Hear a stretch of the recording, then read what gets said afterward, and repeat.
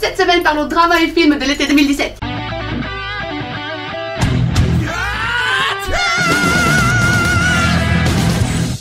Numéro 1.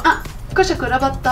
Koshoko Roboto est un drama en fait qui a démarré le 19 juin 2017 et qui est adapté d'un manga du même nom. Il s'agit de 3 robots en fait qui font à peu près 25 cm qui sont là en fait pour apprendre aux gens célibataires qui passent la plupart de leur temps en fait à manger au restaurant à avoir une meilleure hygiène de vie, donc à leur apprendre à cuisiner. Les 3 personnages sont interprétés par 3 membres des Heisei Jump, Yaotome, Arioka et Takaki.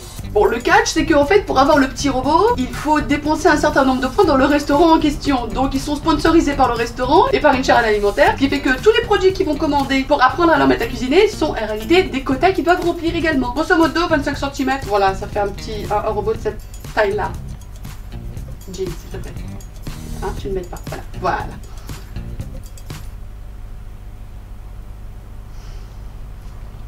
J'ai une grosse préférence pour le personnage de Takaki parce qu'il a un caractère qui est assez bien trempé, mais les 3 sont vraiment très mignons. Pour l'occasion, donc les 3 membres des Heisei Jump ont décidé de créer une sub-unit, AYT, Arioka, Yaotome et Takaki, et ils interprètent également le thème du drama qui s'appelle Are You There? Are You There?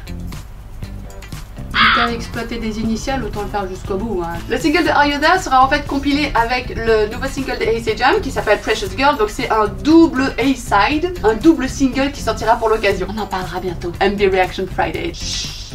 Numéro 2, Reverse. Alors ce drama en fait il est sorti en avril, donc la série est déjà terminée. Il est sorti le 14 avril 2017 et il met en scène notamment notre bon Tamamori Yuta de Kiss My Future. Le drama est formidable. Le drama en fait est basé sur la nouvelle du même nom, écrite par Kanae Minato, et il met en scène en fait un groupe d'amis qui vont traverser une épreuve assez difficile qui va ressurgir 10 ans plus tard pour les poursuivre.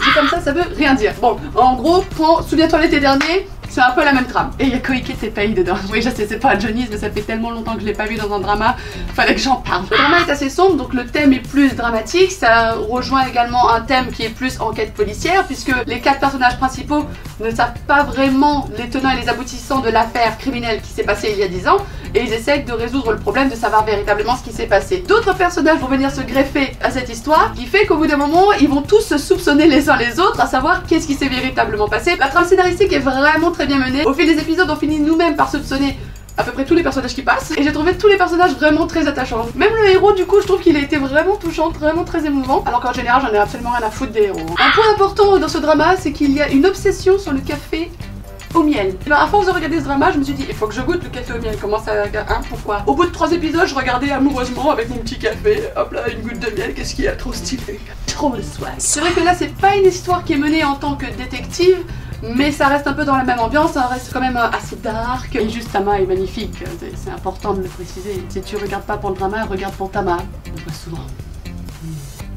En soi, ils sont tous vraiment très beaux gosses. Même si c'est pas pour Tama, il y a d'autres beaux gosses que tu peux admirer pour l'histoire. Numéro 3, Boku Unmei no Hito desu. Ouais, oui, bah il fallait bien que j'en parle. Voilà, on a parlé de Kameto Yamapi, bon bah voilà, maintenant on va parler de drama, parce que pourquoi pas, c'est ma chaîne, je fais ce que je veux, je t'emmerde aussi au bout d'un moment, merde. Oh, sorti le 15 avril 2017, donc la série est maintenant terminée, donc on va en parler sans spoiler. Pour le coup, Boku Unmei no Hito desu, c'est vraiment une histoire plus romance, plus comédie. Ça a rien à voir avec les dramas dont j'ai parlé avant. Pour toi ma bonne dame qui aime la comédie romantique, ce drama est pour toi. You're welcome.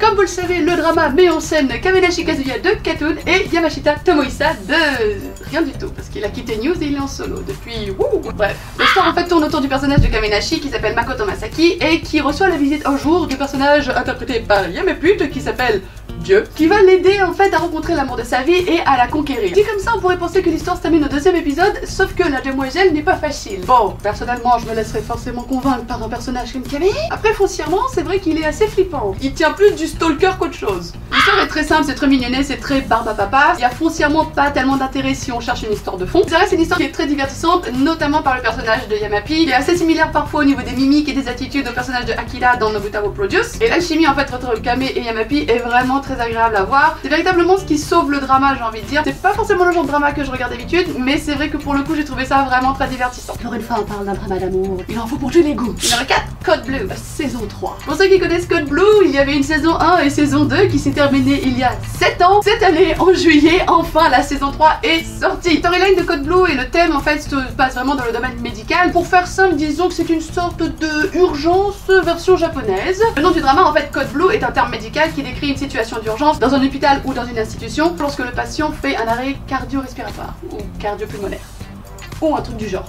Bref, c'est un terme médical. On parle de médecin, on parle de sauvetage, mais on parle surtout de beaucoup de drama avec un beau gosse, puisqu'on retrouve notre copain Yamapi. Mais il n'y a pas que Yamapi, non, parce qu'il y a aussi Arioka des Heisei Jump.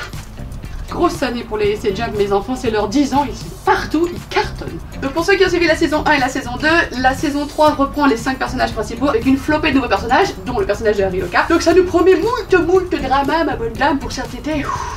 Mais ne vous en faites pas, si on défaille, on saura qui appeler.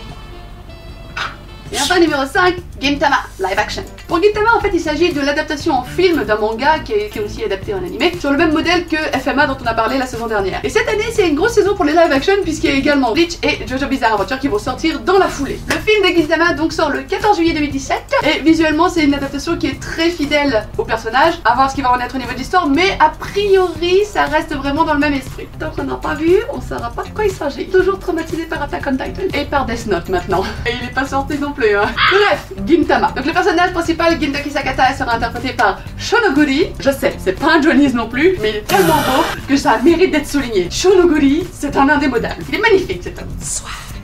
Mais en termes de Johnny's, on a également Domoto Tsuyoshi de Kinky Kids qui interprète le rôle de Shinsuke Takasuki. Il est pas trop chou. En plus, pour une fois, il est vraiment bien coiffé. Ok, c'est une perruque, peu importe. Ça fait longtemps que je l'avais pas vu bien coiffé comme ça. Moi, ça me fait plaisir. Tu vois, ça change des petites tresses du chapeau, mais en même temps, en ce moment, Tsuyoshi, il va pas très bien. Moi, ça m'inquiète. Mais je m'égare. Gintama, si vous ne connaissez pas l'histoire, comment vous résumez ça? Grosso modo, c'est un univers parallèle du Japon féodal qui a été envahi par les aliens.